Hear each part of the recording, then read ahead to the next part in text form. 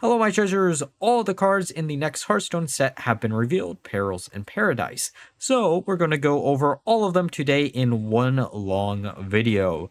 This will be a little bit longer than my normal card reviews, just because of the fact that we basically have to discuss most cards twice, since two classes can actually use them. And we're going to be basically looking at the overall view and not really the individual cards for the most part for a lot of them. Now, let's begin with the Warrior Cards. Warrior Cards this set are extremely flavorful, pun intended, centered around the idea of being all cooking ingredients or cook-related cards. Rye Cleaver is a card that allows you to easily spam out a bunch of minions as long as you have a bunch of very powerful Death Rattle or on-board effect minions summoned by this, making that a very interesting synergy. We also have easy access to a bunch of cards that benefit from things like Black Rock and Roll, such as Calamari, Line Cook, or Monstrosity as a pun on a type of cheese. We also have a way to draw into all of our menagerie cards, such as All You Can Eat, and it comboed this with Dorian, allow you to basically get an insane amount of additional copies of things like Safety Dummy and Safety Expert. Overall, making this probably my favorite theme of the entire set. And we also have Ham the Hungry that if we find additional copies of through some of the Druid cards, that we can easily steal key opponent minions out of their deck, making Warrior the class that has the most deck removal out of anything. This plus Boom Boss is going to be incredibly frustrating to play against. However, I really do kind of want to test out a deck using all of these cards. Alright, now for Druid cards in context with Warrior, some of the first cards that we've seen revealed for Druid are going to be Hydration Station, which resurrects your 3 highest cost taunt minions at 8 mana.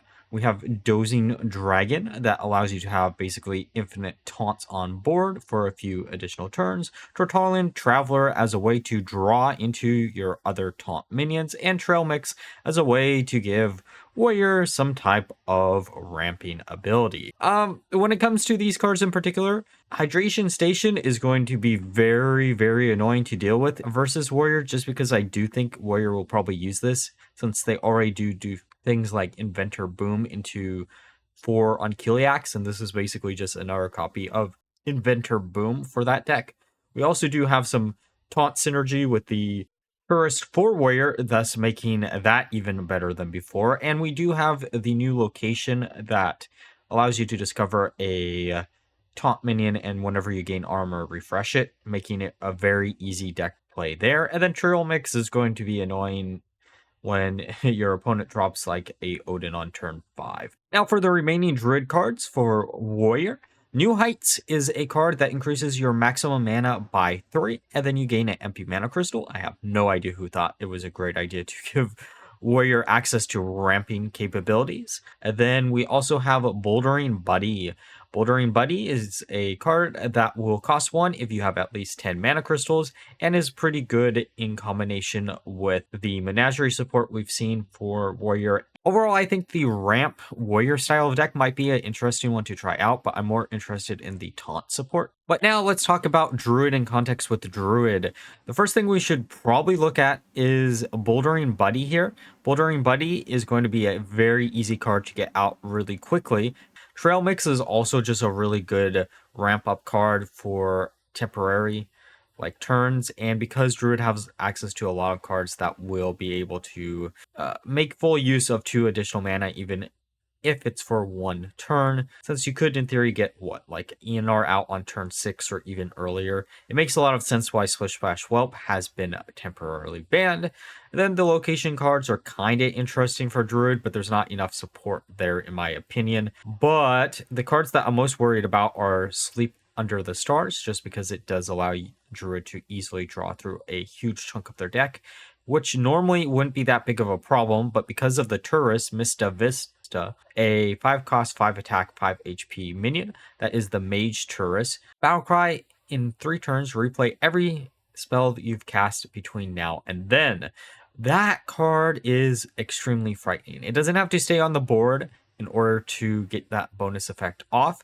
If you have a lot of ways that only directly target your opponent, or a lot of ways to get like additional mana, such as new heights, you honestly will probably end up getting even higher mana than you could ever have before, even using something like Guff. Because in theory, you could get up to what, 22 mana if you get additional copies of new heights through that. It is a little bit slow, so it might not be played because of that, and Druid can finish off your opponent pretty easily. But we also did see a lot of like big spell support in Mage in particular that Druid will have easy access to. So things like Tsunami and Under the Sea could be incredibly strong in Druid just because it is this big spell Druid list. Honestly speaking, when it comes to Druid, I think the deck that I'm actually most excited for is trying to do something with big spells. Is a huge possibility that just spell damage Druid is going to be even stronger than before because we do have Go with the Flow, and Druid does have a lot of ways to discount this down to 0 mana. You also have a lot of easier time to do a owl combo because you can get up to like 20 mana in a single turn without having to rely on ENR, refreshing your mana crystals and such. Now for Mage, there are a few packages that are going to be supported. First one is Freeze Mage. Freeze Mage is a deck that I really do enjoy. Honestly, if you've been watching this video, you can kind of tell that I have a big hard on when it comes to Freeze as a overall mechanic, just because it is kind of iconic in Mage in particular. Tsunami and Go with the Flow are both great cards for such a deck. However, I do think Tsunami will probably be used more in a big spell mage list, since you do have Surfopod as a way to get a big spell out for 5 mana instead of whatever the mana cost normally is going to be. It also is worth mentioning we do have Maroon Archmage as a way to mana cheat some of the higher cost spells out quite early. I do think Go with the Flow is probably going to be better in Druid than anything else, just because it does give you additional spell damage, which sure you can get use out of in Mage. There are just a lot better cards than Go with the Flow to use in those cases for the most part. And when it comes to Paladin cards in combination with Mage, I think cards like Divine Brew or Power Spike will probably see a little bit play in Mage, just because Power Spike is a 6-cost spell for big spell Mage, and Divine Brew is a way to have a holy spell for other types of Mage that you normally wouldn't have access to guaranteed, and this allows you to have one more guaranteed spell school. But honestly, this is probably one of the worst matchups for any of the individual classes that share cards between. Now let's talk about Paladin in the context of Paladin itself. Linessa is the card that I'm most interested in, just because this allows you to duplicate any spell that costs 2 or less, making this card a very potent OTK tool through things like the Divine Brew that allows you to give your hero power +1 attack per cast of this, and since this allows you to have 3 of these, that's +6 attack, combination with Horn of the Windlord that makes your weapon a 9/4 for basically 8 mana, which is absolutely insane. And if you get additional copies, that's even better. I will also say Linessa as a combo piece for Holy Glowstick is something I'm really excited for, just because of the fact that, again, I've been really wanting to make a Holy OTK Paladin deck for a while, and we finally get enough support in this set. Power Spike is also probably a decent card for this deck. However, I don't think it is going to be seeing too much play. And for mana cheat, we do finally have a way to do that in Paladin, such as Service Ace, if you do find additional ways to buff this up on the board. It is nice to also mention that it always targets the highest cost card, making this card incredibly potent for high mana cost combos. And then finally, we do have Sandcastle, which will be a minion that transforms into a location whenever it attacks. That gives the minion that you target plus whatever the attack of Sandcastle is, and rush, thus allowing you to charge into your opponent's face, making hand buff Paladin probably even stronger than it already is. But it is what it is. I do think this is a really cool card because it is very reminiscent of Remora, which was an incredibly cool card in Warrior when it was in rotation. Overall, Paladin normally is a class that I wouldn't be normally too excited for, but a lot of these cards play into a bunch of different strategies that I actually really want to try out. Maybe we'll see a shakeup with the class. It's also worth mentioning because we do have access to the rogue cards in Paladin for this set. Things of like Metal Detector and Manager, aka the coin rogue support, will be incredibly strong in Paladin just because this allows you to do +4 additional damage if you do have Linessa on board and give you additional coins that will essentially allow you to have more mana on a given turn. But outside of this, I don't really think any of these other cards will see too much play in Paladin, but I could be completely wrong about that. All right, for Rogue, there are actually a few different archetypes that are going to be supported. The most important one, however, is going to be the Wishing Well Rogue, aka Coin Rogue, where we're going to see additional support of both Metal Detector and Manager, both of which allow us to get additional coins, making that deck even more powerful than before. I'm actually quite happy with the fact that we are seeing additional support for different archetypes that didn't get supported enough in the previous sets, however, were fan favorites, and this is a great example of what. The most unique card in the Rogue set is going to be Eudora. Eudora gives you a side quest that allows you to discover amazing loot, aka dual treasures, making this a little bit more powerful than you would normally believe. Here's all the dual treasures if you didn't know what they do. There's a lot of direct damaging cards that Rogue can easily access. It also is worth mentioning that a card like this, while it is a 6-cost card, is a little bit underpowered just because it does force you to play 3 cards from other classes instead of waiting at the beginning of the game to get this effect off. And for the tourist card that we will be seeing in Rogue, we have Mastar coming back from Wild, where it is going to be a Warlock tourist that discovers a hero card from the past. The interesting thing about this card in particular is the fact that you can essentially go infinite with Tess Greymane if you have a Shadow Step, since whenever you do transform your hero into another class, if you slam down Tess, Shadow Step should be infinitely repeated, thus allowing you to bounce back Tess and along with all the other rogue cards that you do play. There are actually quite a bit of really good hero cards that you could access in Rogue that would make this card incredibly strong. And honestly, out of all the tourists revealed so far at this point of recording, this is probably one of the ones that will be most used even if you don't use any of the other Warlock cards. And then the other synergy that we do have cards for is the Thief Rogue package, which is seen through things like Convincing Conman and Seashell. However, I do think Seashell is going to probably be played more in Paladin than it is in Rogue. In context for Warlock, this is probably one of the worst tourists out of all of them. Announced Darkness is a card that could have actually been seen some play if it didn't transform the neutral cards that you will be using. This is probably overbalanced due to the fact that Test does exist and ETC does exist both in standard right now, thus making it where if you use ETC in combination with this, if it ignored neutral cards, make it where Test just allows you to infinitely get a bunch of resources for free. I will say Health Drink is also a pretty good card for Rogue just to be able to use as an additional survival tool. And finally, I think good old Party Planner Vona.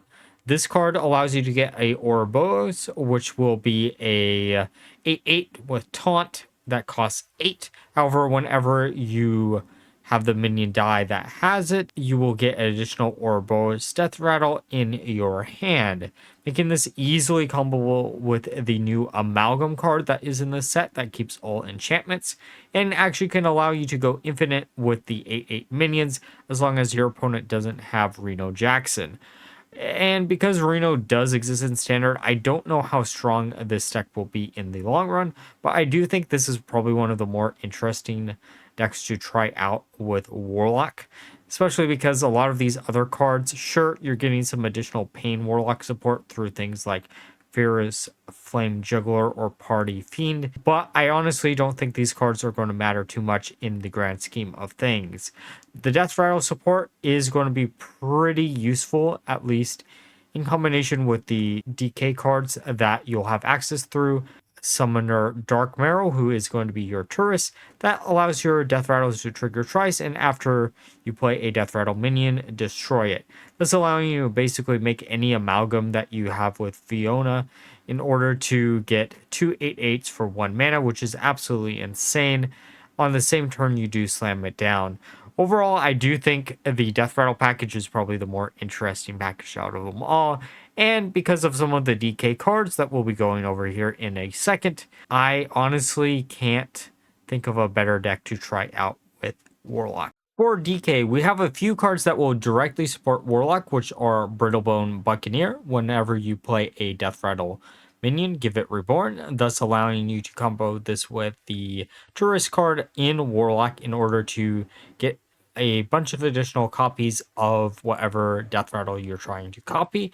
Then you also have good old Dreadhound Handler as a way to get another additional Death Rattle minion that you might actually want to use. However, I think besides Brittlebone Buccaneer, you're probably going to want to use Corpsicle just as a way to do additional damage to your face if you're talking about a Warlock. It also is worth mentioning that cards like Eliza Goreblade are also probably pretty decent even in Warlock just because of the fact that plus 1 additional attack could overwhelm your opponent quick enough.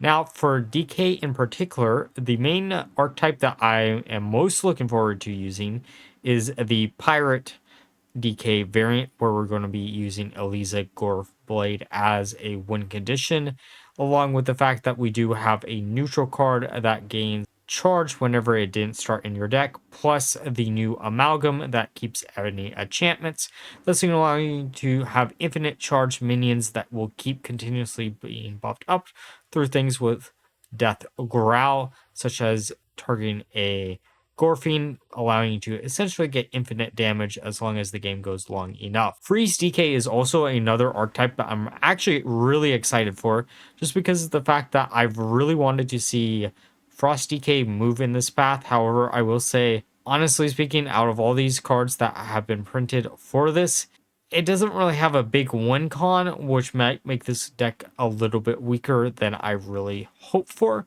And we do also have buttons as a Shaman tourist that gives us access to any Shaman cards from this set, including some additional spells, and allows you to easily use this card in Rainbow DK, just because DK, at least in the Rainbow variant, does have access to a lot of different spell schools.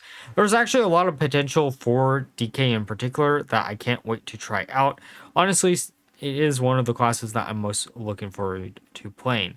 For Shaman, we have a bunch of additional rainbow support, such as Perils, which will get additional effects depending on what spell schools that you actually use. Arcane, you'll draw 2. Fire, you'll deal 6 damage to your enemy hero.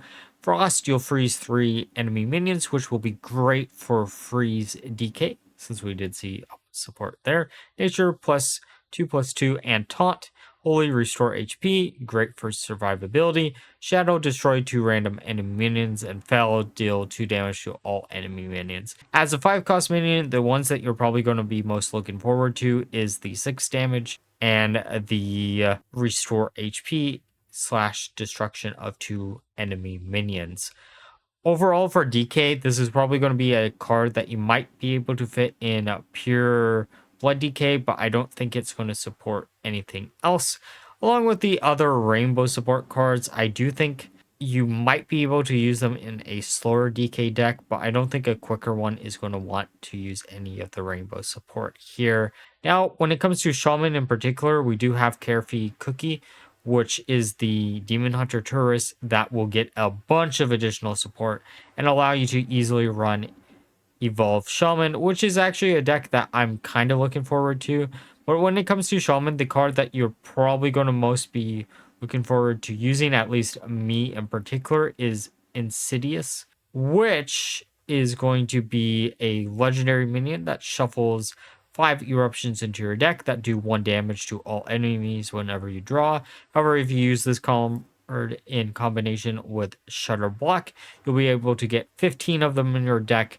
And if you somehow duplicate this by bouncing it back to your hand and then using the miniaturized version of Shutter Block, you'll be able to do up to 30 damage. And because this is a end of turn effect where it gets upgraded, you'll be able to do 30 points of damage minimally with Shutter Block, or up to 60, thus making it a pretty good card with additional support. Though the Rainbow Shaman cards could be a little bit of fun. I know they've tried to push Naga Shaman in the past, and Razzle Dazzler is a card that I love the name, but I think it just costs a little bit too much to see too much play. And because we were talking about the Demon Hunter Tourist in Shaman, we might as well talk about the Demon Hunter card.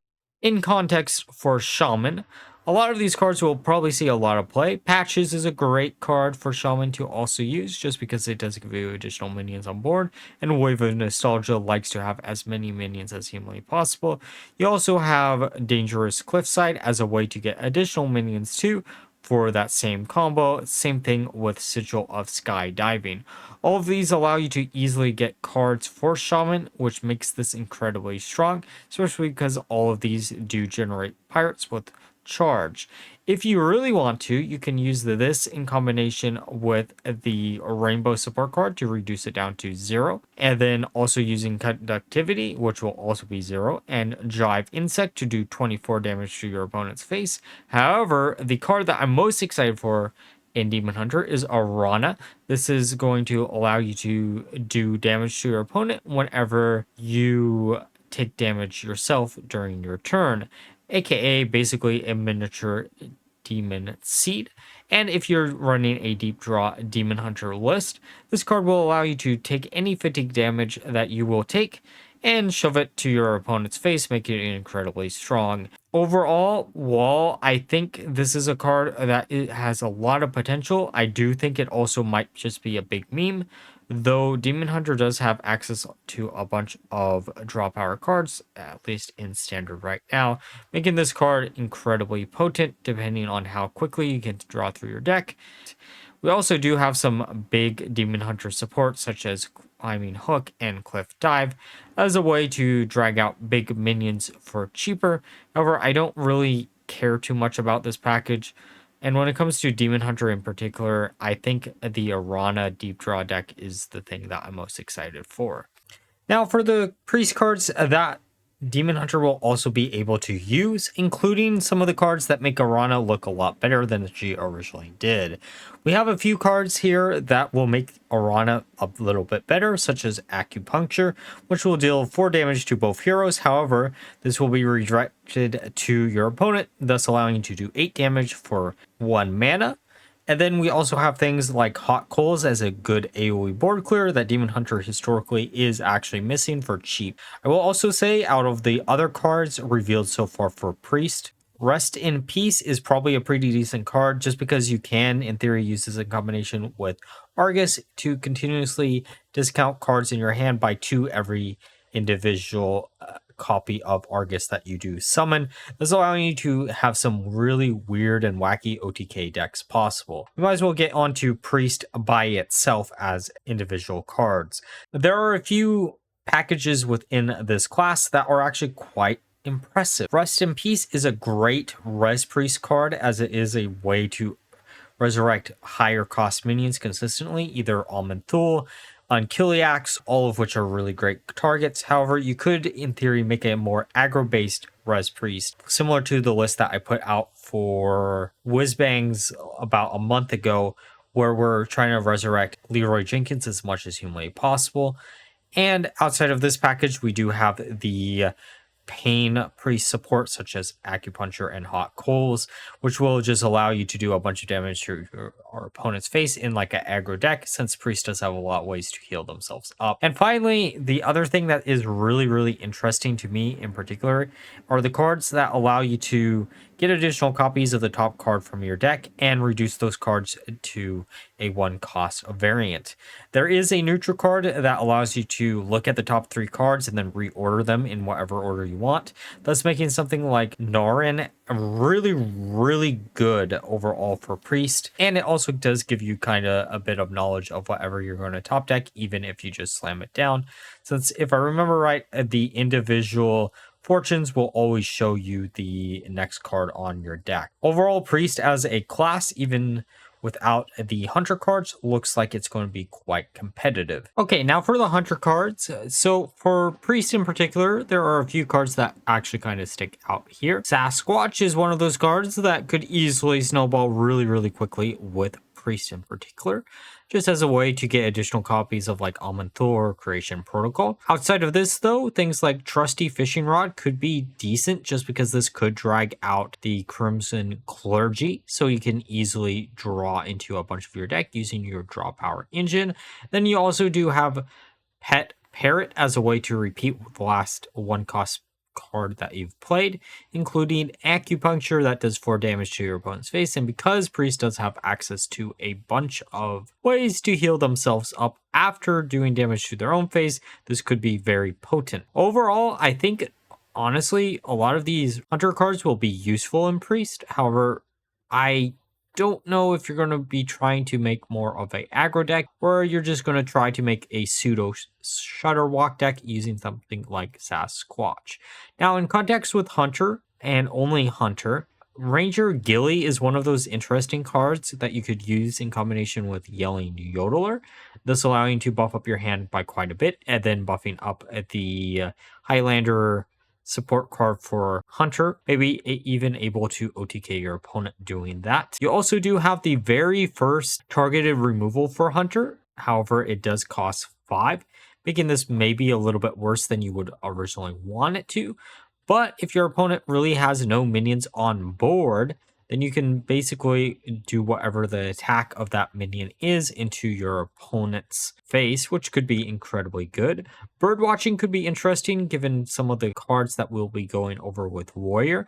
And Parrot Sanctuary is always just good because it is a little bit of mana cheat. Overall though, when it comes to an idea of an overall theme, we really have to look at the Warrior cards to discuss the deck that I'm most excited for. So let's get onto those cards. So for Warrior, we basically have a Menagerie package and a Taunt package, both of which are kind of interesting if you really think about it, and things like Rye Cleaver could be easily used in Hunter, especially because of the fact that you can easily get a bunch of additional copies of really powerful death rattles to allow you to buff up things like King Plush to absurd heights, making it easily able to OTK your opponent. Other than that, All You Can Eat is a great draw power card for Hunter, since this will allow you to draw into things like Molten Shaper and a bunch of other additional cards, and have a bunch of advantage off of this. However, the card that I'm most interested in context of Hunter in particular, is Line Cook.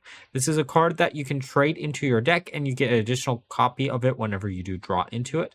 And because we do have the previous spell that we talked about a little bit earlier, discovers a minion from your deck and then gives it +2/+1, making this card actually pretty potent, because this should count as a draw for a card like this. And then Cup O' Muscle is also pretty good for Hunter. Overall, I honestly think a lot of these Warrior cards will probably see some type of play in some weird, wacky Hunter list, just because there is a lot of potential for past synergies that Hunter has access to, and synergies that they are getting in the set. Okay, since we went through all the class cards, we might as well shotgun through all the neutral cards real quick. We're gonna try to do as many as humanly possible here. Insidious is a card that will probably see some type of play, maybe in Rogue and probably in Shaman, just because of Shutter Block. Can't wait to see that card.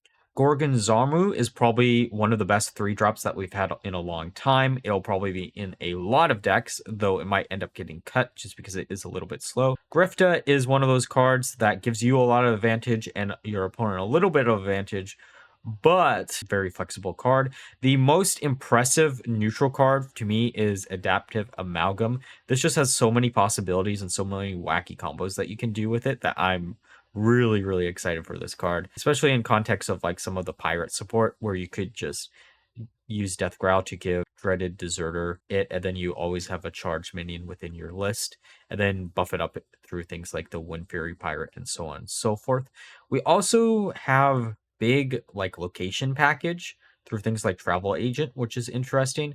This isn't going to be the most consistent thing in the world because there are some that are only really good in the classes they're respectively from.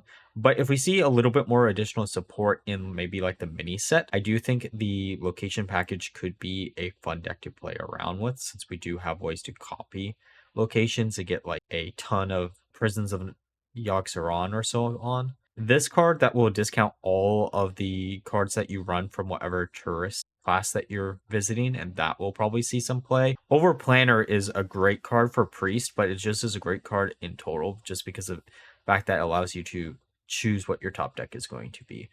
Tide Pool Pupil is going to be annoying just because it does give you additional copies of spells that you would probably want additional ones for, especially in like a Highlander deck. And honestly, the neutral cards, there aren't that many pack fillers, I don't think, in the set. Beach Well kind of is, but there are ways that you could easily use that. And overall, I think this could be a real fun set to play around with. I actually can't wait. So let me know down below what class you're most looking forward to playing. Honestly, I can't decide. There's too many options. But like always, if you enjoyed the video, please like, comment, subscribe. Until next time, bye-bye.